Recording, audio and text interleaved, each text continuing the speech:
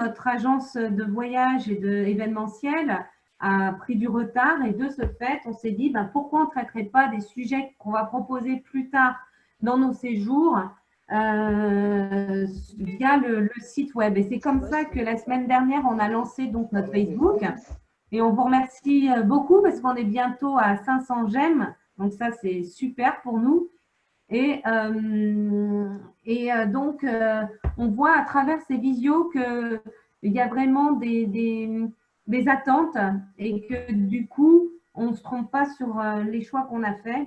Et ce qu'on fera dans un premier temps, au vu de la situation, parce qu'aujourd'hui, c'est très compliqué de faire du voyage, même en France, puisque notre première pensée, c'était de rester quand même sur la France, à proximité, pour qu'on puisse se dégager un week-end pour soi, et rien que pour soi. C'est pour ça qu'on a appelé ça « Je voyage pour moi », parce que l'objectif, c'est d'essayer de se prendre un petit moment pour se retrouver autour d'une thématique qui nous concerne, et on va un petit peu creuser dans cette thématique avec des professionnels et soit médecins, neurosciences, conférenciers, et qui seront là pour animer les ateliers avec vous pendant 2-3 jours. Ça dépend de la thématique. Voilà. Donc, on va commencer dans un premier temps par des visioconférences sur les thématiques. Petit à petit, du coup, proposer des journées ou des soirées pour que ce soit plus facile en termes de logistique. Et on fera certainement dès 2021, on va voir comment les choses se décantent. Il faut voir, l'hôtellerie, c'est compliqué, vous le savez bien. On verra pour ensuite développer la gamme des séjours en France. L'idée, c'est aller se ressourcer pour apaiser son corps, sa tête en pleine nature. Ça, c'est vraiment notre concept. Donc, aujourd'hui, je vois qu'on a une trentaine de personnes, donc ça va. On attend encore à peu près 15 personnes. Mais donc, aujourd'hui, le sujet, l'idée, elle est devenue de la vie de tous les jours. On a vu que beaucoup de personnes étaient en train de trinquer, non plus que les vendredis soirs, mais pratiquement 2-3 fois par semaine sur WhatsApp et faire des vidéos conférences, enfin des vidéos, pardon, apéro sur WhatsApp, parce que c'est vrai que c'est assez pratique. Et donc, on entendait autour de nous, je pense que vous partagez un peu le même avis, qu'entre le fait de ne plus bouger parce qu'on est confiné et le fait de manger, de boire l'apéro, etc., ça nous a complètement déséquilibré dans notre quotidien. Et de ce fait, plus ça va, plus les semaines avancent et plus on a le bouton du jean qui va péter, quoi. Donc, on s'est dit, à ce moment-là, on va parler de cette thématique. Et pour ça, donc, je vais vous présenter 2 personnes que je vous remercie vraiment du fond du cœur d'avoir joué le jeu. Dans un premier temps, pardon, je vais vous présenter Aude Barré, qui est diététicienne et qui travaille beaucoup. J'aime beaucoup ce qu'elle fait, puisqu'elle travaille beaucoup sur, bien sûr, la base de la diététique, mais surtout nos émotions.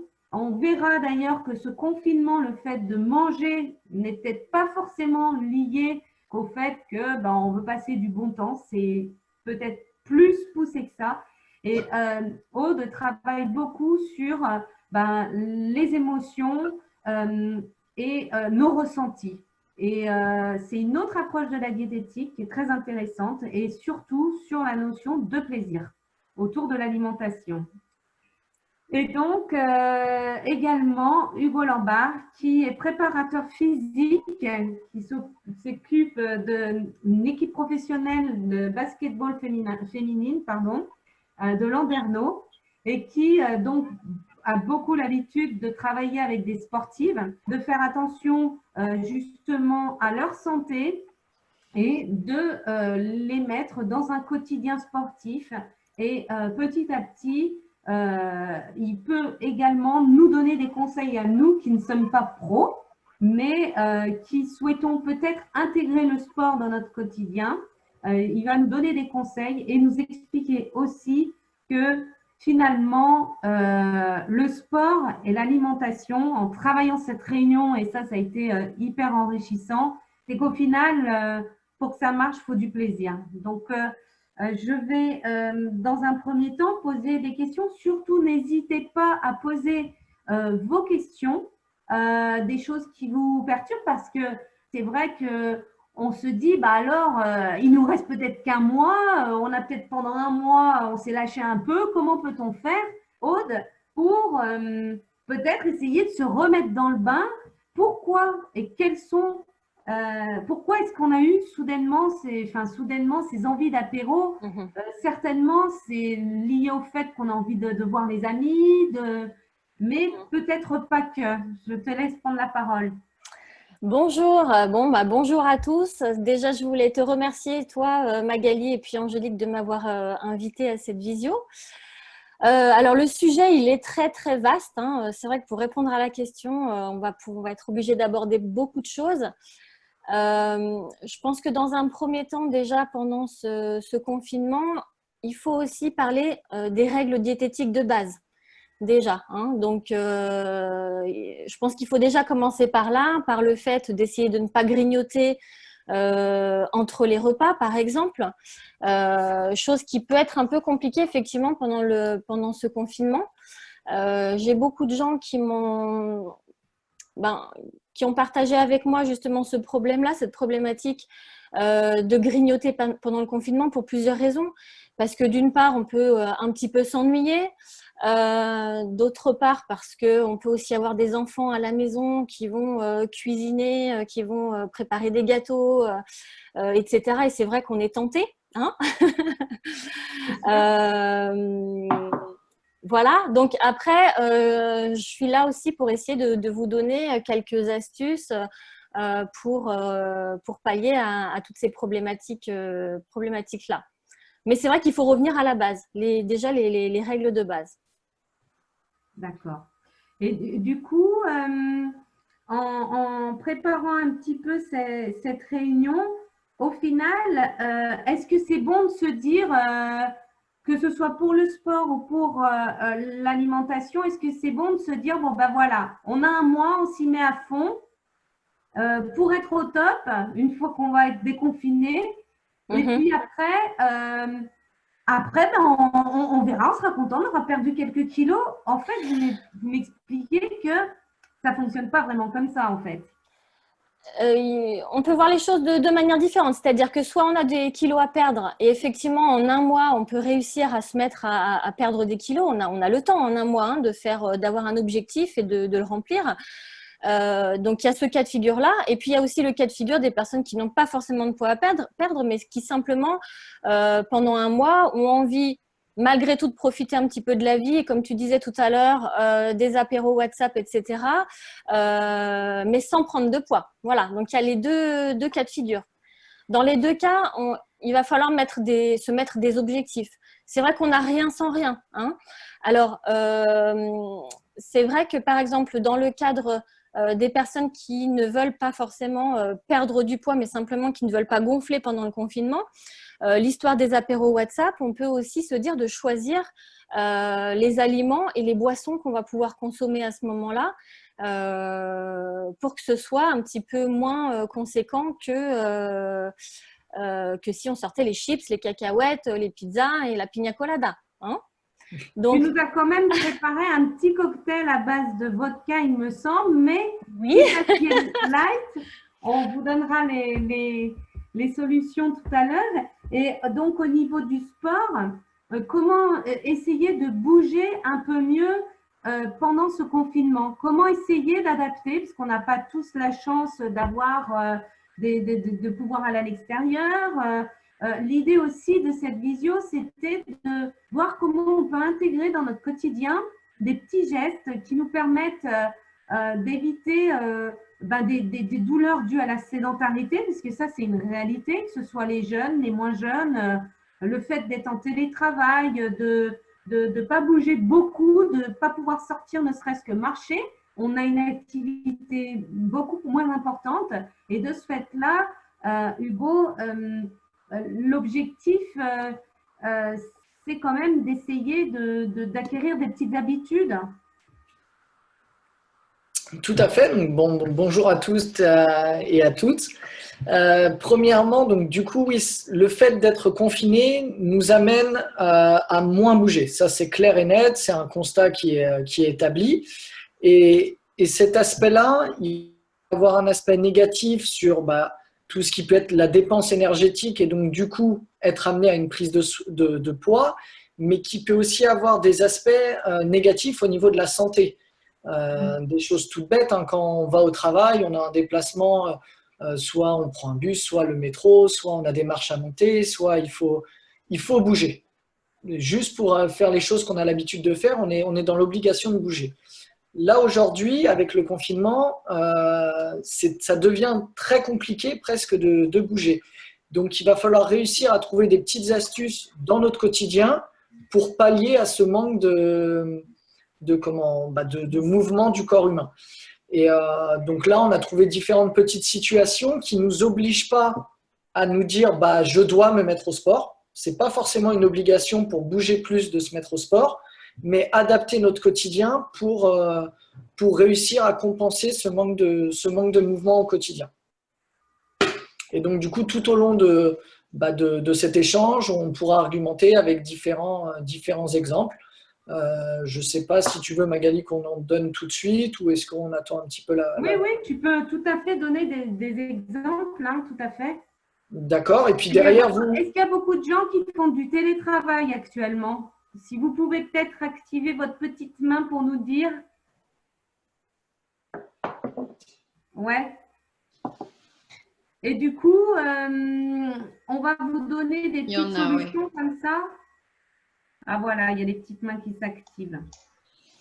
C'est vrai que pour vous, ce que je souhaitais demander à Hugo, c'est on n'est pas obligé de s'accorder 20 minutes par jour. Parfois, on n'a pas le temps entre le télétravail, les enfants, les devoirs, etc. C'est compliqué.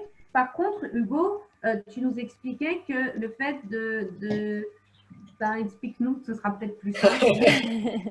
Donc, ouais, pour éviter en effet, hein, le fait de se mettre au sport, ce sera toujours mieux. Ça, c'est sûr. Je ne vais pas vous dire que ce que je vais vous dire va vous éviter de vous mettre au sport. Mais voilà, tout le monde ne peut pas forcément se mettre au sport. Et donc, du coup, moi, j'ai essayé de réfléchir sur quel mouvement du quotidien que l'on fait tout le temps, comment est-ce que ces mouvements-là, on peut les adapter pour réussir à y intégrer des petites notions de physique et de conditionnement, on va dire.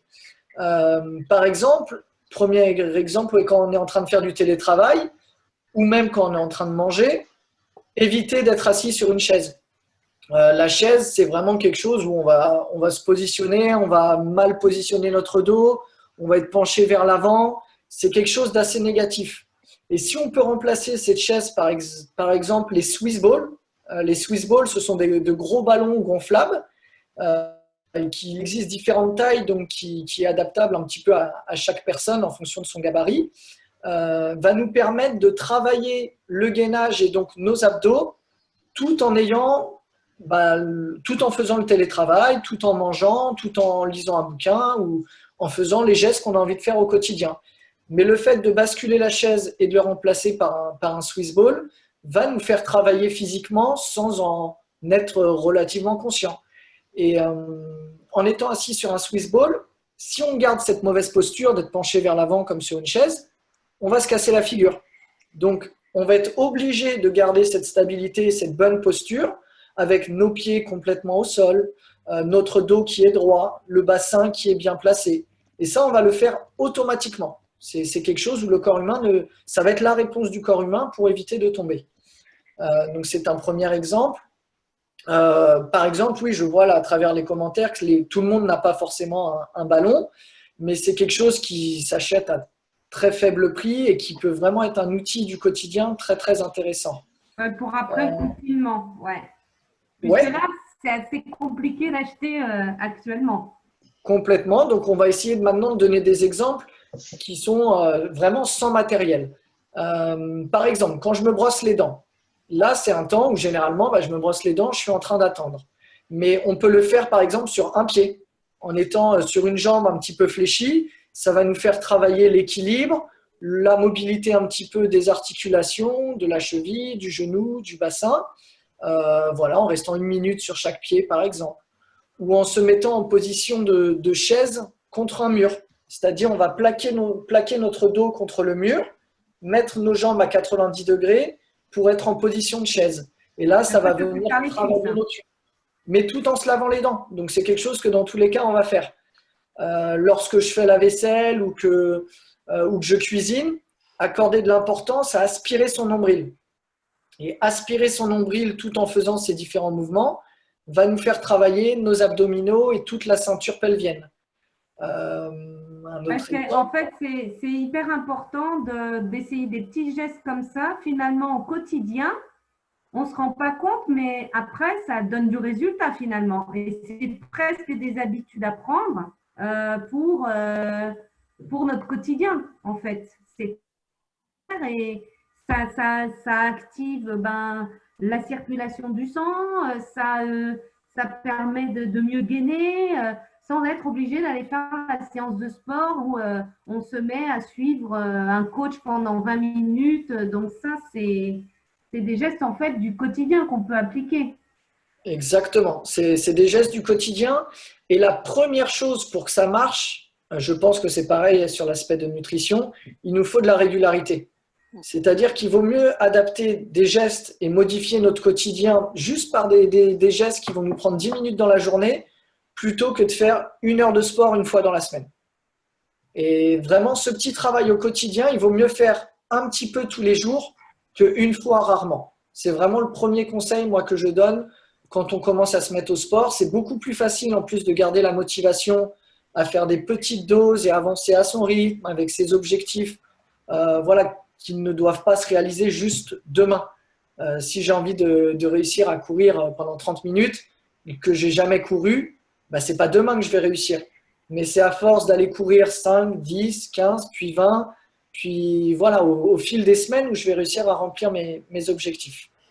L'objectif, c'est en fait d'essayer de se faire plaisir. Exactement, c'est à travers ces mouvements, ne pas le voir comme une contrainte, mais plutôt comme une source de plaisir et de fierté personnelle aussi, parce que avant je faisais rien. Aujourd'hui, j'ai fait peut-être que 5 minutes ou des gestes qui modifient mon quotidien, mais je pense que c'est le cheminement qui va nous amener à derrière avoir cette, j'ai presque envie de dire, cette passion pour le sport. C'est vraiment en y allant step by step, étape par étape, et ça va nous amener quelque chose de très positif. Alors, oui. Oui, et j'ai Yann qui souhaite prendre la parole. Alors Yann, j'ai activé votre micro. Vous aviez une question peut-être? Vous aviez levé la main. Ah non, c'est peut-être une fausse manip, ce n'est pas grave. Alors sinon, j'ai Karine qui demande s'il y a d'autres gestes encore qu'on peut intégrer dans son quotidien, d'autres types. Complètement. Je pense, moi, un geste que j'ai fait tout à l'heure, là, je voulais mettre du linge dans ma machine, plutôt que de rester jambes tendues et de me casser le dos pour mettre mon linge, donc prendre un poids, mine de rien, avec plusieurs vêtements et avoir le dos mal placé, je fais l'effort de fléchir mes genoux, de garder mon dos droit, de garder une respiration, éventuellement me tenir au niveau de l'hublot ou n'importe où si on perd cet équilibre. Mais en tout cas, voilà, j'ai mon dos droit, je suis en position fléchie et ce mouvement va me permettre d'activer mes cuisses, de préserver mon dos, de me gainer et donc voilà. Est-ce que vous, après, ça va être à vous un petit peu de trouver quel mouvement je fais un petit peu au quotidien. Je ne sais pas si certaines personnes écoutent par exemple beaucoup de musique et en me déplaçant pour aller chercher un CD ou changer mon vinyle, je vais le faire sur la pointe des pieds. Et ça va me permettre, pareil, d'avoir une activation des muscles des jambes, éventuellement de danser et d'activer le haut du corps aussi. Et ça va nous faire un petit travail qui sera global. D'autres questions, Angélique, des participants? Pas pour le moment. S'il y en a qui ont des questions, il ne faut pas hésiter à lever la main. Je rappelle la manip pour celles et ceux qui nous ont rejoints un peu plus tard. Donc, ceux qui sont sur ordinateur, pour lever la main, il suffit d'aller sur participants et lever la main. Et si vous êtes sur portable, vous avez 3 petits points sur les côtés, vous cliquez dessus et ensuite levez la main. Ou sinon, vous posez directement votre question dans l'onglet chat. Donc, si vous êtes sur ordinateur, c'est converser. Vous avez une petite bulle. Et si vous êtes sur portable, il suffit d'aller dans participants puis conversation. Une question pour vous deux, parce que je sais qu'en préparant la réunion, moi je suis un petit peu comme tout le monde, hein, on est tous à essayer d'être en forme, etc., d'être bien dans notre corps, dans notre tête, mais on n'a pas forcément toujours la volonté, on n'a pas forcément l'âme d'un sportif ou même la volonté de faire sans arrêt attention, puisque en général, c'est des natures, tu nous diras, Aude, mais en général, on a quand même des natures, on n'est pas tous égaux face à la prise de poids. Mais alors, comment arriver au final à cette régularité comment on peut réussir à prendre ses habitudes finalement? Eh bien, écoute, moi, je rejoins totalement Hugo sur ce qu'il disait tout à l'heure, sur le fait de trouver au quotidien des petites choses, c'est-à-dire se mettre des objectifs atteignables. Ce n'est pas l'objectif, dans 3 semaines, je fais 15 kilos de moins. Non, ça, ce n'est pas possible. C'est de se mettre des objectifs qui sont vraiment réalisables petit à petit et qu'on va pouvoir mettre en œuvre au quotidien pour y aller petit à petit. Je crois que, et c'est là où on en parlait tout à l'heure, de revenir à cette notion de plaisir. C'est-à-dire que s'enlever la pression de se dire j'ai un objectif, j'ai 15 kilos de trop, il faut que ce soit perdu très vite, il faut. Ça, je pense que c'est quelque chose qui maintenant, il faut mettre de côté. C'est important de mettre de côté. Et on va revenir à la base, à la recherche des besoins. Qu'est-ce qui, dans notre quotidien, peut être modifié sans trop de contraintes pour nous permettre de retrouver une alimentation équilibrée, peut-être de se réconcilier avec la nourriture. Parce que je pense qu'il y a beaucoup de personnes qui, finalement, vont montrer du doigt tel et tel aliment en disant bah « non, ça, c'est interdit pour moi, j'y ai pas le droit. Je regarde le chocolat, à peine je le regarde, je prends déjà 2 kilos. » Enfin, moi, j'entends souvent ça en consultation. Et je pense qu'il faut vraiment revenir à la base. Donc, cette notion de plaisir, se mettre des petits objectifs atteignables et garder vraiment cette notion de plaisir, le plaisir de manger au quotidien, tout en rééquilibrant l'alimentation et en évitant de faire les erreurs qui vont avoir tendance à faire grossir. Donc, je parlais tout à l'heure du grignotage, mais il n'y a pas que ça. Il y a aussi le fait de simplement accorder du temps au repas. Il y a beaucoup de gens qui finalement mangent parce que c'est nécessaire, mais qui trouvent que c'est presque plus une perte de temps qu'autre chose. Et au contraire, ça, c'est vraiment quelque chose, le fait de prendre le temps de manger, prendre le temps de se préparer des bons petits plats, de le faire avec plaisir, de faire des recherches aussi, parce que parfois, on a peut-être du mal à cuisiner des légumes, parce qu'on ne sait pas faire, en fait, tout simplement. C'est vrai que c'est plus simple de cuisiner un plat de pâtes carbonara que de cuisiner des légumes. Donc tout ça, ça passe vraiment par cette notion de retrouver le plaisir, de prendre le temps, de faire ces recherches-là et de se mettre des petits objectifs simples pour y arriver. Voilà. Je sais que la dernière fois, vous m'avez dit tous les deux quelque chose de très vrai. C'est avant de demander le comment je peux faire pour faire du sport et me mettre dans une bonne alimentation, vous m'avez dit la chose essentielle, c'est de savoir pourquoi. Et pourquoi? Parce que, comme tu nous disais, Aude, et comme tu nous disais aussi, Hugo, vous m'avez expliqué, puis j'aimerais bien que vous reveniez là-dessus, c'est que c'est cette notion de besoin. En fait, comment on va réussir à obtenir cette régularité? C'est, si je comprends bien, en ayant compris nos besoins vraiment personnels. Et je crois que tu travailles beaucoup comme ça, Aude, avec tes patients. Oui, de revenir vraiment à la base du pourquoi est-ce qu'on cherche à perdre du poids ou à stabiliser son poids. Et la recherche effectivement du besoin de base est vraiment essentielle pour fixer les bons objectifs. Parce que si on ne part pas sur les bons objectifs, la motivation, elle ne sera pas là et on va avoir du mal à mettre en place finalement les conseils. Et je crois qu'au niveau sportif, c'est la même chose. Ouais, tout à fait. Moi, c'est quelque chose sur laquelle j'accorde énormément d'importance et peu importe, j'ai envie de dire, le niveau d'expertise de la personne. Que ce soit un débutant, un jeune, un adulte, un professionnel, c'est dès qu'on fait quelque chose, pourquoi on le fait? Là, je t'ai demandé, moi, de faire 3 fentes avant, 10 squats, mais est-ce que tu sais pourquoi on fait ça? Et si l'athlète ou la personne me répond, bah non, non, je n'ai aucune idée, ça ne va pas l'aider à le rendre autonome et à comprendre le processus pour évoluer.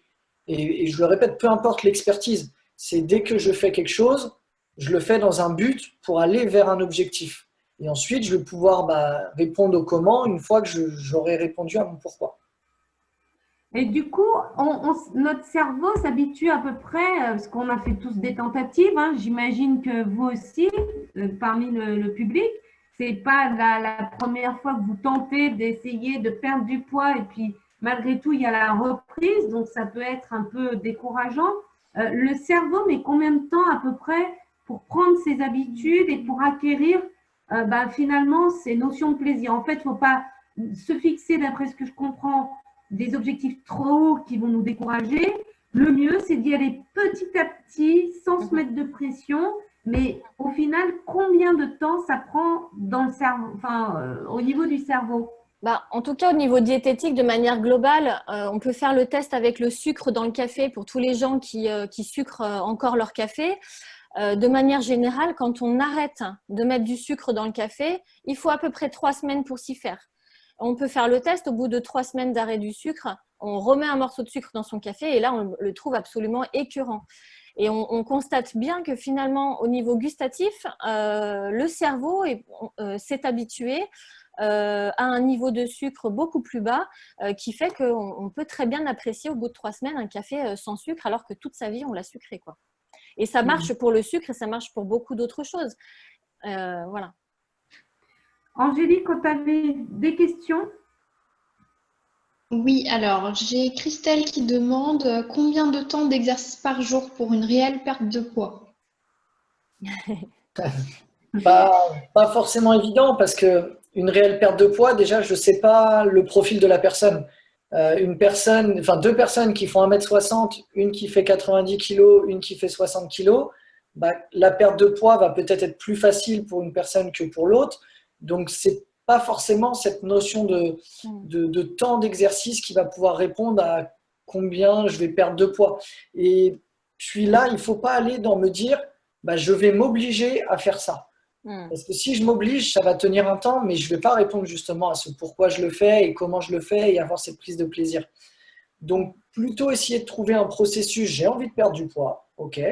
Maintenant, je vais essayer de me faire ça 10 minutes par jour. Puis, je vais me rendre compte au bout d'une semaine que 10 minutes par jour, j'en ferai bien 15 finalement. Et je vais me mettre à en faire 15.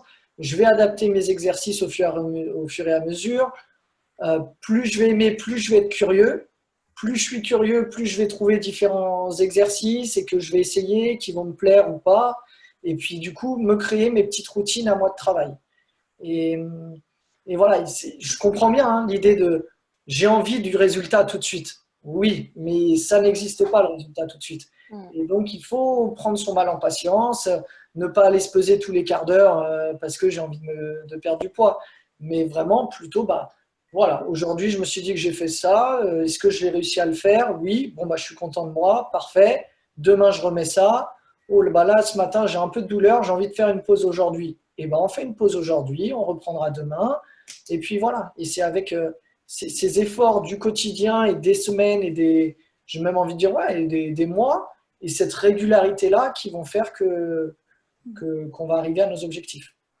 Et puis, j'ai envie de rajouter que c'est aussi une synergie entre justement faire du sport et la diététique parce que il y a beaucoup de gens qui pensent que juste en faisant un peu plus de sport, ils vont réussir à perdre du poids. Et parfois, ce n'est pas le cas parce qu'il faut étudier effectivement le cas particulier de chacun. Ce n'est pas toujours un manque d'activité physique, c'est aussi une globalité. Et c'est comme certaines personnes qui veulent ne faire qu'un régime pour réussir à perdre du poids. Parfois, ça ne fonctionne pas. Il faut vraiment la synergie, l'association d'une alimentation équilibrée et d'une dépense suffisante. Je pense qu'il y a vraiment le besoin d'associer les deux.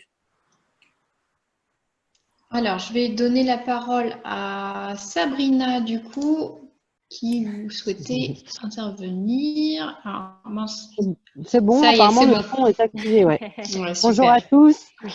Moi, je peux que vous apporter mon témoignage parce que Aude m'accompagne depuis quelques années maintenant. Et je veux juste appuyer sur ce qu'elle a dit, enfin ce qu'ils ont dit les deux intervenants, sur le sens de pourquoi je fais attention à moi. Moi, j'ai eu un gros déclic à un moment donné, ça a été de me dire je veux faire attention à ma santé. Parce que bon, après, voilà, on peut avoir des maladies chroniques qui s'installent avec l'âge, et avec les grossesses, une chose et l'autre. Du coup, je n'avais pas pris le temps de me poser la question de pourquoi je voulais maigrir. Parce que j'ai essayé de maigrir plein de fois, puis ça ne marchait pas, et puis ça me saoulait, et puis etc. Et c'est vraiment le jour où je me suis dit, tu le fais pour ta santé et pour toi. Et pas pour le regard des autres, et pas parce que je veux que mon mari me trouve plus jolie, et pas machin. Je l'ai fait vraiment pour moi. Et ça a considérablement changé mon rapport à la bouffe. Et j'ai réappris à manger, à rééquilibrer mes plats, à me dire, bah, ok, là j'ai envie de me manger une pizza. Et ben, le petit conseil plus, c'est bah, tu manges une moitié de pizza avec une salade, par exemple. Du coup, j'ai pas de frustration. J'ai pas eu de frustration. Alors effectivement, il y a eu des moments où j'ai stagné. Et là, bien, curieusement, depuis le confinement, mine de rien, bah, je continue à perdre un petit peu. Donc, je suis trop contente. Et pourtant, je ne fais pas plus attention. Parce que, comme tu disais tout à l'heure, Mag, eh ben, effectivement, quand on fait… Ah non, c'est Aude qui disait qu'on fait des gâteaux avec les gamins. Alors, on résiste, on est là. Il y a le Nutella. Nous, on a déjà trouvé 3 pots de Nutella depuis le début du confinement. Donc, c'est sûr que ça déséquilibre un petit peu notre routine. Parce que c'est vrai qu'il faut mettre un peu une routine pour équilibrer, je pense, l'alimentation, l'activité. Et du coup, ça vient perturber tous ces repères-là. Mais vraiment, il faut y mettre du sens, je pense. Mais après, voilà, j'arrête de parler. Merci beaucoup, Sabrina. C'est vrai que au final, on se pose des mauvaises questions, mais on nous a aussi éduqués comme ça. Pendant des années, ça a été les régimes restrictifs. Aujourd'hui, on voit le jeûne aussi. Beaucoup de gens sont sur le jeûne, sont sur essayer de se nettoyer, etc. Ouais. Tu expliquais, Aude, ouais. C'est quoi ton point de vue, toi, par rapport à ça? Alors, par rapport au jeûne? Le jeûne, il y a… Disons qu'il faut le faire pour les bonnes raisons. Alors, il y a vraiment le gros jeûne où tu vas aller dans un centre, où tu vas être accompagné. Ça, c'est encore autre chose. Je pense que bon, ça, on ne va pas aborder ça aujourd'hui. Mais je pense, par exemple, aux jeûnes où, par exemple, les gens vont se lever le matin. On en parlait l'autre jour. Bah, tiens, j'ai pas faim aujourd'hui. Bah, tiens, je vais pas manger. Donc, on me dit à juste titre, parfois, bah, j'écoute mon corps. Bah, tiens, j'ai pas faim, donc je mange pas. Alors, il faut quand même se méfier de ce genre de choses parce qu'il peut y avoir le contre-coup derrière. C'est-à-dire qu'au quotidien, malgré tout, votre corps, il a un métabolisme, il a un besoin énergétique journalier qui est présent. Et oui, il y a le jour où on a moins faim, il y a le jour où on a plus faim. Mais je pense que le maître mot dans la réussite d'un régime, sachant qu'il n'y a pas de solution miracle, il n'y a pas de solution unique, il y a vraiment une solution personnalisée pour chacun. Effectivement, il faut savoir s'écouter, mais il faut aussi pouvoir respecter une certaine base et une certaine régularité. C'est ça, c'est trouver la régularité et la modération en fait dans l'alimentation. Alors du coup, mon point de vue sur le jeûne, je trouve que parfois, par exemple, si on se dit… parce qu'on prend ça comme une journée de nettoyage. On peut faire ça, par exemple, une fois par semaine. Moi, j'ai pas mal de patients qui, tous les lundis, font une journée un petit peu détox où finalement, ils vont manger toute la journée que des légumes. Parce que c'est le côté j'ai pas très faim, je mange ça pour me nettoyer. Beaucoup de légumes, ça fait beaucoup de fibres. C'est un petit peu comme passer un bon coup de balai dans les intestins. On va éliminer beaucoup de cochonneries. C'est vraiment le côté détox. On enlève des métaux lourds, on élimine, etc. On nettoie. Donc, si c'est fait une fois de temps en temps, mais j'ai envie de dire pas plus d'une fois par semaine, de cette manière-là, et avec beaucoup de précautions, parce que effectivement, si le matin ou le midi, enfin le matin-midi, on commence une journée super light, une journée détox comme ça, puis que le soir, alors en ce moment, ça ne sera pas le cas puisqu'on est en confinement, mais que le soir, il y a les voisins qui passent pour boire l'apéro, qui amènent les chips, les pizzas, voilà, ça n'a aucun sens. Donc c'est vrai qu'il faut faire les choses, il faut pouvoir faire ce genre de journée en conscience pour se nettoyer, le faire de bout en bout et ne pas vouloir enchaîner des journées comme ça trop à la suite. C'est-à-dire qu'une journée, ça passe, une journée par semaine, par exemple, ou une journée tous les 15 jours. Mais faire ça tous les jours, parce qu'il y a des gens qui finalement rentrent un petit peu dans ce côté pervers de tiens, je me sens mieux, je maigris vite, et qui vont finir par adopter une alimentation super stricte, super restrictive pendant plusieurs jours d'affilée, et qui au final vont avoir le contre-coup. Parce que quelques jours après, ils vont avoir des fringales monstrueuses, parce que votre corps, il continue à avoir les mêmes besoins énergétiques que vous ne lui apportez pas. Et donc, derrière, on va avoir envie de sucre, on va avoir envie de dévorer. Et effectivement, si on se laisse aller à ça, eh bien, c'est là qu'on commence le yo-yo. Hein. On va avoir perdu 1 kilo en 2 jours, et ben, on en reprend 2 en 1 jour, par exemple. Voilà. Un peu, c'est sûr. Alors, il y a d'autres questions sur le chat. Donc, il y a Alexandra qui demandait des petits exercices simples à faire en télétravail. Donc, on avait donc le Swiss Ball qu'on a abordé. On avait des petits exercices type squat pour se baisser, etc. Est-ce que tu as d'autres choses qui peuvent se faire assises, par exemple, pour un peu se dérouiller sur sa chaise tout le long de la journée, Hugo? Alors, ouais, quand on est donc du coup assis et si on veut absolument rester assis, il va y avoir tous les déverrouillages en fait des différentes articulations, en commençant par le cou, les épaules, au niveau du bassin, pour, on va dire, remettre un petit peu de mobilité dans le corps. Mais je pense qu'il peut être très intéressant, ce serait plutôt à un moment donné d'enlever la chaise, d'être debout et d'y faire plusieurs exercices que l'on peut faire sur place. Et là-dessus, plus que de vous énumérer tous les exercices et que ce ne soit pas forcément très clair parce que je n'ai pas l'image de l'exercice avec moi, je vous conseille d'aller sur qui est vraiment très très bien fait. C'est Lotus et bouche cousue. Et c'est plein de petites fiches d'exercices qui sont vraiment très très simples, où il n'y a pas besoin de matériel, où on peut rester sur place. Et qui, voilà, il y a un nombre de répétitions qui est inscrit, mais après, j'ai envie de dire, le nombre de répétitions, il est là plus pour donner une idée, mais il faut l'adapter à chacun. C'est-à-dire que quand je débute, je ne vais peut-être pas faire tout de suite les 20 répétitions qui sont inscrites. Si jamais je suis sportif confirmé, je vais peut-être rajouter un pack d'eau en plus avec moi.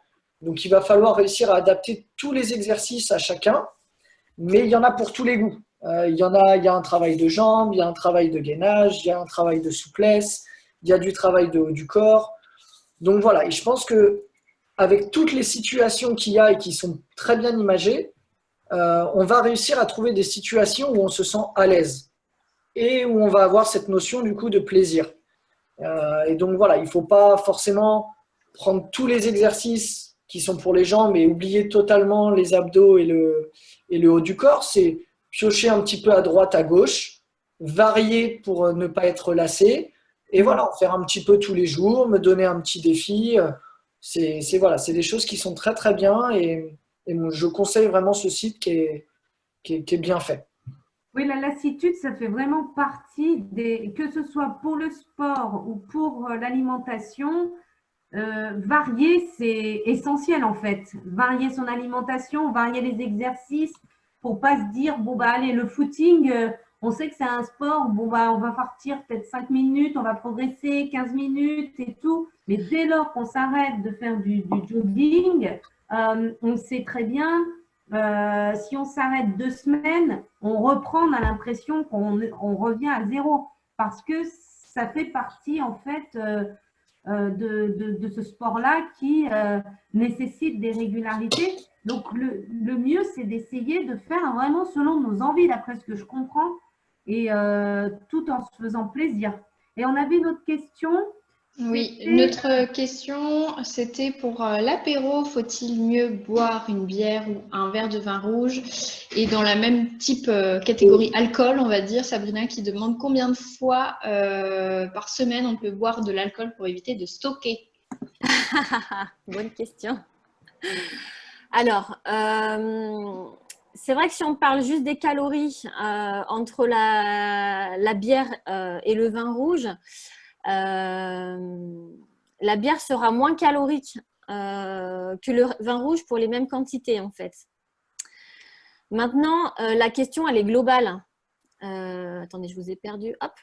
La question elle est globale, c'est-à-dire que si on est juste à l'apéro et qu'on sait qu'on va boire qu'un seul verre, à la limite, peu importe ce qu'on boit, puisqu'il n'y aura qu'un verre, on se fait plaisir avec ce qui nous fera le plus plaisir entre la bière et le vin rouge. Quand on commence à regarder les calories, effectivement, c'est parce qu'on a peut-être l'intention d'en boire un petit peu plus. Et là, ça peut être un autre problème. Donc voilà, je ne sais pas si j'ai répondu à la question de la personne qui posait cette question-là. Mais c'est vrai que l'apéro, c'est une grande question. C'est-à-dire que je pense que c'est important malgré tout pendant l'apéro. Alors, si c'est un apéro une fois par semaine, une fois dans le week-end qui est là, on peut le voir différemment d'un apéro qui sera présent 3 fois par semaine. Voilà. Donc, il y a encore là aussi une notion différente. Si c'est qu'une fois de temps en temps, eh bien, c'est vrai que le week-end, de temps en temps, on peut aussi se permettre, si le reste du temps, on a une alimentation relativement équilibrée, qu'on est en train de perdre du poids ou en tout cas en train de le stabiliser selon ses objectifs, on peut aussi s'autoriser une soirée plaisir qu'on viendra peut-être rattraper le lundi en faisant une journée un petit peu light ou une journée détox. Ça peut être vu comme ça. Après, quand ça se reproduit très souvent, peut-être plus l'été par exemple, parce qu'il y a ce côté convivial, là, ça va commencer à être important de vraiment choisir ce qu'on va prendre à l'apéro. Et à ce moment-là, il y a vraiment des solutions. Alors, notamment au niveau de ce qu'on va pouvoir manger. On va avoir de manière classique, parce qu'on n'a pas tellement envie de s'embêter, on va sortir les chips, les pizzas, les cacahuètes, les noix de cajou, etc. Bon, ça, c'est des choses qui, d'une part, sont très salées et vont nous donner envie d'y revenir. Et en plus de beaucoup boire à cause de ce côté salé, c'est vrai que si on commence comme ça, on est mal parti. Enfin, disons en termes de quantité. Si ça se reproduit très souvent, c'est sûr que derrière, on va avoir une prise de poids. Donc, moi, ce que je peux vous conseiller, et on vous fera passer, je pense, après la visio, un petit document avec des petites idées. Mais après, encore une fois, c'est des choses qui se recherchent de manière personnelle en fonction des goûts de chacun. Mais j'ai fait une petite liste des choses qu'on pourrait avoir à l'apéro et qui peuvent être un petit peu plus light. Et surtout apporter des fibres. Les fibres, ça va être les éléments qu'on va trouver dans les fruits et dans les légumes qui vont venir remplir l'estomac et ralentir la digestion, éviter qu'on ait trop rapidement faim. Donc, c'est-à-dire que ce n'est pas l'apéro hyper riche en sucre et en graisse où une heure après, on va avoir à nouveau faim et envie d'y revenir. Alors, dans cette petite liste, par exemple, j'avais marqué de penser à faire, par exemple, des petites billes de fruits frais. Alors, on peut très bien se faire des petites billes de melon avec un petit peu de mozza et puis une petite feuille de basilic, par exemple, c'est super bon. On peut faire aussi des fraises avec une petite feuille de menthe. Dans les fruits, on a aussi la pastèque avec un petit morceau de feta et puis peut-être une petite herbe aromatique aussi. On peut penser également aux verrines de gazpacho ou aux verrines où on va faire un petit mélange avec de l'avocat. On a aussi tous les fruits de mer, des moules ou des petits poulpes à picorer comme ça. Ça va être beaucoup plus diététique que les cacahuètes ou les chips. Les olives vertes, même si elles sont un petit peu grasses, mais ça peut être sympa. Qu'est-ce qu'on avait mis d'autre? On peut faire aussi… Tomates cerises. Ah oui, tomates cerises. Des tomates cerises, exactement. Alors oui, effectivement, il y a Des carottes crues. le plateau traditionnel, effectivement, de crudité, les bâtonnets de carottes, les bâtonnets de concombre, les tomates, etc. Un petit bout de chou-fleur qu'on va venir tremper dans des petites sauces maison. Alors la sauce, évidemment, on va éviter de la faire au fromage blanc, à la crème, je veux dire, au contraire, on va la faire peut-être avec du fromage blanc, avec de l'échalote à l'intérieur, de la ciboulette ou du curry, des herbes aromatiques, ce genre de choses. Alors ça, donc c'est effectivement adapté en fonction des goûts. Et puis après, il peut y avoir des petites choses un petit peu plus qui demandent un tout petit peu plus de préparation, mais qui sont assez sympas. Je pensais par exemple au wrap roulé. Je ne sais pas si vous avez déjà vu ça. Vous prenez un wrap, vous faites une petite sauce avec avocat, citron, avec des épices, un petit peu de sel. On va tartiner le wrap avec ce mélange-là. Rajouter ensuite des tranches de saumon fumé. Vous roulez tout ça, vous mettez des petits pics et vous coupez en rondelles et ça fait des trucs super mignons, assez sympas, assez goûtus pour l'apéro et pas forcément trop riches. Un autre truc super sympa, c'est aussi de faire des petits canapés à base de concombre. Au lieu d'avoir un toast en canapé, vous découpez des rondelles de concombre et dessus, on va venir tartiner des choses. Alors, il y a pas mal de recettes que vous pouvez trouver sur Internet, sur YouTube, et puis bon, on vous en passera peut-être après la visio. On va se faire un petit mélange en coupant par exemple du saumon fumé, du citron, de l'avocat, on peut y mettre de l'échalote, de la ciboulette, etc. qu'on va venir mettre sur ces petits canapés. Voilà, ça ne demande pas une préparation non plus de malade. Et ça permet de manger des trucs et qui ont du goût et qui permettent de manger des légumes et éviter d'avoir trop de chips ou de choses comme ça. Aude, il y avait une question. Oui. Y a-t-il un moment dans la journée où il faut manger tel ou tel aliment? Par exemple, les fruits, faut-il en manger le matin ou le soir? Les yaourts, idem? Oui. Alors, bon, ça, c'est une question compliquée à répondre comme ça de manière vague parce que c'est… Dans l'équilibre alimentaire, on va essayer… forcément, il faut manger quand même des fruits et c'est important d'en manger parce qu'il va y avoir des fibres, des vitamines, des minéraux à l'intérieur. Donc, c'est difficile de pouvoir s'en passer. Donc, c'est important qu'il y en ait au moins 1 ou 2 par jour. Après, en fonction de la personne, on peut les mettre à différents moments. À mon sens, il vaut mieux éviter parce qu'après, il y a beaucoup de gens qui vont se déculpabiliser à manger des fruits finalement toute la journée. Dès qu'ils ont une petite fringale, hop, ils mangent des fruits. Alors, vous me direz, effectivement, c'est mieux que de manger des chips ou des gâteaux, mais ça reste un produit qui contient du sucre et qui, pour certaines personnes peut-être un peu sensibles, peut avoir tendance à empêcher de perdre du poids. Alors, peut-être pas… Ça fera peut-être pas prendre du poids, mais si on est dans une phase où on essaie de faire attention, ça peut être un petit frein. Donc, toujours à mettre au moment des repas, soit avant le repas, soit en dessert, par exemple. Au petit déjeuner, ça peut être intéressant, par exemple, pour les gens qui ont toujours faim dans la matinée, qui ont du mal à tenir sans avoir faim entre le moment du petit déjeuner et le repas de midi. C'est vrai que je conseille souvent de mettre un fruit pour permettre en fait à ce petit déjeuner de tenir un petit peu plus longtemps dans le temps grâce aux fibres qui sont contenues dans le fruit. On peut également le manger à midi, on peut le manger le soir ou ça peut constituer aussi un goûter l'après-midi quand on a du mal à tenir entre le repas de midi et le repas du soir. Voilà. Pour le laitage, ce sera pareil. Autre petite question qu'on avait. Alors, tu nous as parlé des légumes en aliments détox. Est-ce qu'il y en a d'autres?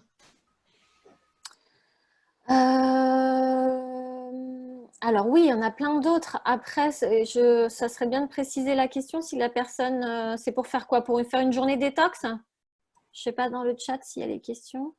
Est-ce que Karine, tu veux débloquer ton micro pour poser ta question directement à Aude? Les aliments détox. Ah oui, quels sont les aliments détox? C'est vrai que les aliments détox, la base, c'est quand même les légumes. Et en ce moment, il se trouve que la nature est très bien faite. La nature au printemps, parce que le printemps, c'est la saison où c'est le bon moment pour faire une détox. parce que souvent on se rend compte, on peut avoir mal au foie au printemps parce que le foie se réveille en fait, hein. Donc ça c'est un peu plus de la médecine chinoise qu'autre chose, mais donc le printemps c'est le moment de faire une petite détox et on a tous les légumes et les fruits qui sortent à ce moment-là qui sont bons pour ça. Je pense aux artichauts, je pense aux asperges. Après il y en a plein. Alors il y a aussi le citron, le pamplemousse qu'on utilise souvent en détox. On a des épices, on a le curcuma qui marche bien en détox. On a aussi les pissenlits, alors pour les gens qui aiment manger en salade, ou après on peut passer sur des infusions. Qu'est-ce qu'on a d'autre? En ce moment, il y a aussi les orties, l'ail des ours qu'on peut faire en soupe, qu'on peut faire en salade. Tout ça, c'est hyper Le bon. radis noir? Le radis noir, oui, effectivement. Super bon pour la détox, le radis noir. Voilà. En fait, c'est vrai que finalement, la nature nous offre tout ce dont on a besoin pour être en bonne santé. Et en règle générale, si on utilise les fruits et les légumes de saison au moment où ils sont disponibles, en général, c'est bon pour nous. Autre question qui concerne le goûter. Comment résister au goûter? Et moi, j'ai envie de dire, doit-on résister au goûter? Alors, le goûter, alors après, ça part évidemment d'un équilibre global. C'est-à-dire que si on mange n'importe quoi à n'importe quel moment de la journée, j'ai souvent des gens, par exemple, qui ne mangent rien au petit déjeuner ou très peu, qui à midi se font une petite salade sur le pouce parce qu'ils disent qu'ils n'ont pas le temps. Et puis à 4 heures, évidemment, les enfants sortent le Nutella, les gâteaux, les machins, les trucs. Comment résister? N'importe qui dans ce cas-là, aurait envie de grignoter et de manger du chocolat, etc. Donc, ça part déjà de la base. Si on mange équilibré le matin, on mange suffisamment le midi par rapport à son activité quotidienne, et qu'on a malgré tout faim l'après-midi, on peut pourquoi pas se faire un goûter. Après, un goûter, c'est pas manger des bonbons. Le but du goûter, alors on peut passer par le côté plaisir, hein, on en parle depuis tout à l'heure, c'est se faire plaisir, mais c'est joindre l'utile à l'agréable.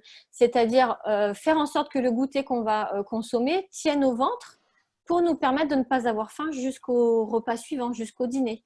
Donc en général, c'est vrai que c'est bien d'y mettre des fibres. Donc en général, un fruit l'après-midi, c'est quand même plutôt une bonne chose. Et puis on peut y ajouter quelques petites choses plaisir. Avoir une tartine, pourquoi pas une tartine de Nutella si c'est vraiment notre plaisir, ou une tranche de pain avec du chocolat, ou pourquoi pas quelques biscuits. Tant qu'on reste raisonnable dans la quantité et qu'on associe les choses avec des fibres en règle générale, c'est plutôt une bonne chose et on peut très bien perdre du poids en mangeant un goûter tous les après-midi. D'accord. Et une question, tu me parlais justement de la stratégie d'évitement. En gros, comment résister au goûter si on est gourmand? Parce que le coup de juste la petite tartine au Nutella quand on est gourmand, il faut quand même avoir la volonté. Bon, ça, comme tu nous expliquais, c'est une question de choix. C'est-à-dire qu'à partir du moment où on sait ce qu'on veut pour nous, après, c'est une question de choix. On n'a rien sans rien, c'est vrai. Ouais. Mais peut-être des petites astuces, c'est de compenser le plaisir de manger par un autre plaisir. C'est-à-dire aller bouger ou essayer de faire autre chose qui nous fait plaisir pour éviter, parce que le plaisir passe par la bouche. Quand on est gourmand, on est gourmand. Oui. Enfin, comment éviter la gourmandise? Alors là, dans ta question, il y a plusieurs questions dans ta question au final. Alors, première chose que j'ai envie de dire, c'est que oui, alors les enfants ont fait un gâteau, c'est super bon, on est gourmand. Donc, une seule part, ça ne nous suffit pas parce qu'on est gourmand. Donc, je pense qu'effectivement, si on revient à la base, à l'objectif, en se disant, je sais pourquoi je vais faire attention et que je vais n'en manger qu'une seule part, ça motive. Après, il y a le côté concret, c'est que ben voilà, juste une petite tranche de gâteau, ça ouvre juste l'appétit. Donc là, on en revient à ce que j'ai dit juste avant, c'est de compléter le goûter par autre chose. Peut-être qu'on s'épluche une pomme en même temps, on mange notre bout de gâteau, on s'épluche une pomme, on boit un grand verre une grande tasse de thé, de tisane ou une autre boisson. Et là, on peut passer à autre chose. Donc ça, c'est un premier morceau de réponse. Deuxième morceau de réponse, c'est aussi de se dire, il y a certaines personnes qui préfèrent parfois ne pas y toucher. Dire, bon, de toute façon, je sais que si je mets le nez dedans, je ne vais pas arriver à faire autrement.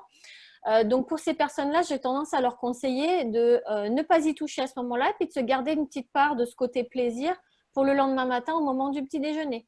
Et ça n'aura pas tout à fait, enfin même pas du tout les mêmes conséquences que si on se lâche, on va dire, l'après-midi. Et puis, la dernière partie de réponse à ta question, c'est vrai que c'est cette notion de plaisir. C'est-à-dire que parfois, on mange parce qu'on a besoin d'éprouver du plaisir, faire sécréter des hormones du plaisir. Et c'est vrai que l'alimentation, et notamment l'alimentation souvent sucrée, ça peut aussi passer par le gras, mais souvent, c'est le sucré, ça permet de sécréter énormément d'hormones du plaisir. Et c'est pour ça qu'on y revient. Le seul problème, c'est que plus on en a, plus on en a envie. Et il y a un certain cercle vicieux qui se met en route. Et c'est vrai que quand on est tombé un petit peu là-dedans, il y a un moment donné, il faut réussir simplement déjà dans un premier temps à prendre conscience de cette problématique. La prise de conscience, c'est déjà le démarrage. Et ensuite, on va pouvoir y mettre des solutions. C'est-à-dire que moi, je conseille souvent à mes patients de se faire la liste des différentes activités alors qui vont passer par autre chose que la bouche, justement, par autre chose que la nourriture, les activités plaisir qui vont leur permettre physiologiquement de sécréter ces hormones du plaisir, mais par autre chose que la nourriture, parce que pour ne pas être dans ce système de récompense. Je mange du sucre et j'ai ces super hormones et voilà, simplement parce que ça en plus ça va durer 5 minutes, pendant 5 minutes on va être euphorique, on va être super content, puis l'instant d'après on va culpabiliser parce qu'on se dit ah bah merde, j'étais en train de faire mon régime, là c'est foutu, enfin, voilà, ça met dans un état un petit peu compliqué. Donc cette recherche de sources de plaisir autres que gustatives, c'est très très important. Donc après il y a des gens qui vont tout de suite avoir l'idée de dire ah oui tiens je pense à ça, mais ça peut être des activités physiques. Alors, je pense que Hugo pourra rebondir là-dessus, mais faire du sport, ça fait sécréter beaucoup d'hormones du plaisir. Et je pense que ça, c'est une chose. Il y a des gens qui vont avoir besoin d'aller marcher en forêt. Il y a des gens qui vont avoir besoin, par exemple, de se mettre dans un bon bouquin, de rêver, etc. D'autres personnes qui vont avoir envie de chanter, de faire de la méditation, de faire du scrapbooking, de faire une activité de bricolage, créer des choses avec ses mains.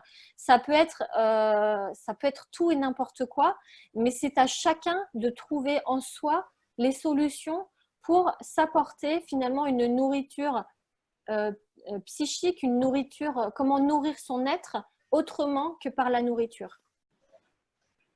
Angélique, y avait-il d'autres questions? Une autre question, le fameux verre d'eau chaude avec le citron à jeun le matin, à quoi ça sert? Est-ce que c'est détox? Est-ce que c'est utile? Enfin, explique-nous. Alors, le jus de citron, ça a plus tendance à avoir une action sur la vésicule biliaire. Donc, en fait, la vésicule biliaire, elle va permettre de sécréter des sucs qui vont permettre la digestion. Et ça va être une aide pour le foie. Donc, quelque part, oui, il y a un côté un petit peu détox. On favorise la digestion et on favorise l'activité du foie. Donc, oui, ça peut être une bonne idée à faire en cure. Alors, peut-être pas toute l'année, mais à faire en cure, par exemple, de 3 semaines. Si on ressent que ça, les bienfaits de ça, ça peut très bien être fait régulièrement. Aude, moi j'avais une question, quelque chose qui m'avait surprise quand on en discutait entre, par exemple, les boissons light à l'apéro pour se déculpabiliser. On va se dire, oh non, je ne vais pas pouvoir prendre de l'alcool. Je vais plutôt prendre un Coca Light et me faire quand même un peu plaisir. Mais l'effet boomerang derrière, si tu veux bien nous l'expliquer. Alors voilà, c'est-à-dire que les boissons light avec 0 sucre à l'intérieur, mais qui ont malgré tout le goût sucré, vont donner l'information au corps qu'on est en train d'ingérer du sucre, mais on n'aura pas les calories liées au sucre ingéré. Donc, quelque part, les boissons light, si on fait que boire, par exemple un Coca zéro, on risque derrière d'avoir une énorme fringale et du coup de se rattraper sur la nourriture. Donc, si on en a conscience et que on s'est préparé un petit apéro super light avec des petits légumes à croquer, bon, si on se venge, c'est-à-dire qu'au niveau de la fringale, on se venge sur des légumes, bon, à la limite, il n'y a pas de problème. La problématique, ce sera de se dire, allez, je prends mon Coca zéro, puis derrière de se taper 2 assiettes de spaghetti carbonara. Là, voilà, hein, vous aurez compris la problématique. Donc, au final, parce qu'on va bientôt arriver à la fin de la conférence, c'est voir la diététique et le sport autrement. C'est vraiment quelque chose qu'il faut, que chacun doit apprivoiser, doit adapter à soi en fonction de ses propres besoins.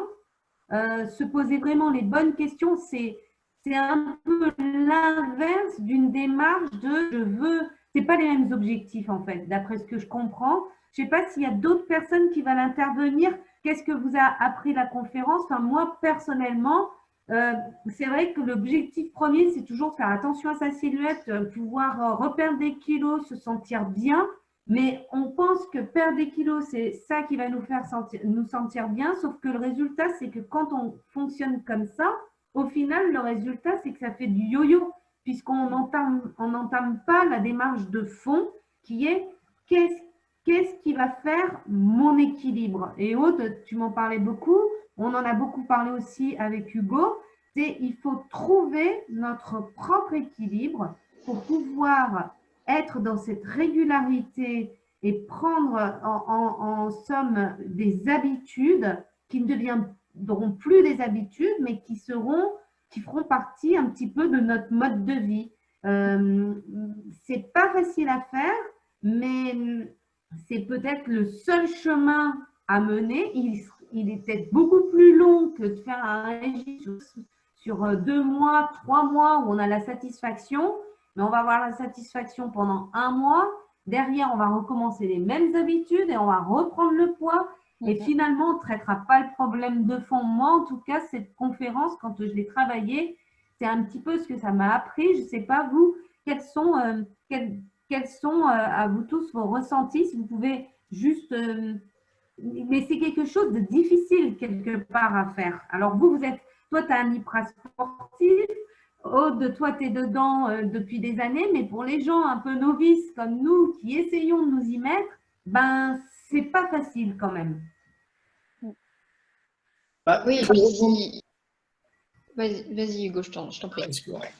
Juste pour rebondir sur ce que tu viens de dire, Magali, pour moi, tu as ciblé vraiment 3 termes qui sont déterminants, à savoir la régularité, la progressivité et la notion de plaisir.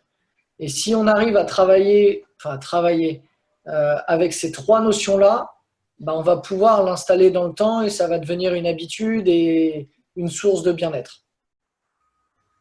Ouais. Pareil, en diététique, c'est vraiment la même chose. Et en plus, moi, je trouve que justement, en cette période de confinement, on a la chance, entre guillemets, de pouvoir tester pas mal de choses.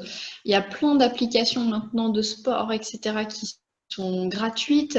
Tu as des coachs sportifs, des cours de Zumba en ligne. On a vraiment plein de choses. Et c'est vrai que pour se tenir à un sport, comme tu le disais, Hugo, il y a la notion de plaisir qui est super importante. À titre personnel, je suis incapable de courir, je déteste ça. J'ai essayé de m'y mettre plusieurs fois, mais j'y trouve pas plaisir. Par contre, je me suis mise au yoga et là, je peux faire une demi-heure par jour sans souci et j'ai envie chaque jour de faire ma demi-heure de yoga parce que je suis contente de le faire. Et voilà, il y a cette notion de plaisir par rapport à ça qui est importante. Donc, n'hésitez pas, je pense, à tester de nouveaux sports, voilà, vous avez un vieux ballon de basket qui traîne dans votre garage depuis je sais pas combien de temps, bah testez, voyez si ça vous plaît. Le foot, voilà, si vous avez l'occasion d'avoir un jardin ou quelque chose comme ça, on peut vraiment faire plein de choses aussi et tester et voir ce qui nous fait du bien et ce qu'on a envie de faire. Et ne pas culpabiliser sur une notion de temps. Tout ce qu'on s'était mis en tête, finalement, il faut presque balayer ça et se faire un questionnement sur nous, nos envies, nos besoins, et pas s'imposer, aller chez les 20 minutes. On dit qu'il faut faire 20 minutes. Je vais manger ça parce qu'on me dit qu'il faut manger ça. Donc, moi, en tout cas, c'est ce que ça m'a apporté. Et j'espère que je ne sais pas s'il y a des dernières questions, des envies de partager avec nous. En faisant un sport collectif, je n'arrive pas à prendre de plaisir et à trouver la motivation à faire mon sport toute seule chez moi. Ah oui, le sport collectif, c'est vrai que quand ça vous pique, il y a toute une équipe, il y a toute une ambiance. Donc ça, je vais te laisser répondre, Hugo, bien sûr. Là-dessus, ouais, c'est sûr. On est tous passés par là. Moi, étant dans le basket, c'est la première chose qui est ressortie de la part des filles que je coach. Et ce qu'on a fait, on s'est dit, on va réussir à le faire ensemble, malgré qu'on n'ait pas le droit et que chacun doit rester chez soi. Mais du coup, on s'est mis tous en visio en même temps et on faisait tous la même séance. Et du coup, ça nous permet de la vivre ensemble, de pouvoir communiquer, raconter des choses ou se mettre des petits challenges, de communiquer sur une application avec l'équipe. Moi, aujourd'hui, j'ai fait ça. Toi, tu as fait quoi? Donc, c'est différent. Il n'y a pas cet aspect physique de pouvoir toucher la personne, mais voilà, ça nous permet de garder ce lien et de pouvoir réaliser une séance ensemble. Super. On voit des commentaires. Merci, Amadou. Vous m'avez donné les clés, savoir pourquoi je souhaite atteindre cet objectif et prendre plaisir à l'atteindre. Merci. C'est nous qui vous remercions. Je vous remercie beaucoup, Aude, Hugo, d'avoir été présent. J'espère que cette conférence vous aura apporté quelques réponses. En tout cas, pour Angélique et moi-même, ça a été un vrai plaisir. On voit que les visios, ça marche, on a du monde. Ça, c'est vraiment une réelle satisfaction pour nous. C'est super, on est très, très heureuse. Et donc, on travaille sur d'autres conférences. On va essayer de continuer pendant le confinement. La prochaine sera donc mercredi 22 avril à 18 h sur les bienfaits de la méditation de pleine conscience. Voilà, pour ceux que ça intéresse, on sera en présence d'une psychologue qui pratique, qui est méditante et qui pratique aussi la TCC, les techniques cognitivo-comportementales, et en présence d'une instructrice MBSR, qui est le protocole pour apprendre à méditer en pleine conscience. Si vous êtes intéressé, on vous mettra le lien et puis on vous mettra également des exercices, les différents exercices qu'a expliqué Hugo, et vous aurez aussi le lien du site internet. Alors, en espérant que l'enregistrement fonctionne bien cette fois-ci, qu'on puisse la mettre en ligne après aussi pour que vous puissiez partager avec vos amis. Et n'hésitez pas aussi à laisser des petits commentaires sur notre page parce que c'est ce qui va nous apporter du monde. Donc, Angie, je te laisse parler parce que toi, tu es la spécialiste de toutes les choses qu'il faut faire. Moi, ce n'est pas du tout mon domaine. Alors, je vous ai mis donc dans l'onglet chat le lien d'inscription pour la conférence de la semaine prochaine. Donc, on vous enverra également un mail pour pouvoir vous inscrire avec les différentes astuces de nos super intervenants du jour, Hugo et Aude. Sinon, si vous voulez donner votre avis sur notre page Facebook, vous avez une rubrique avis tout simplement. Vous pouvez écrire dessus, dire à quel point on est génial, on aime beaucoup ça. Et sinon, écoutez, oui, il y aura des recettes aussi, Sabrina, ouais, dans dans le petit mail qu'on va envoyer. Sinon, merci beaucoup pour ceux et celles qui n'ont pas encore liké notre page. Écoutez, on compte sur vous. N'hésitez pas à la partager, à inviter vos amis aussi aux prochaines conférences et puis à aimer notre page aussi pour voir toutes les actus. En attendant, moi je propose qu'on s'applaudisse. Alors je vais réactiver tous les micros pour que vous puissiez applaudir tous ensemble. Merci, Parce Aude, que je trouve qu'on a merci été beaucoup. top.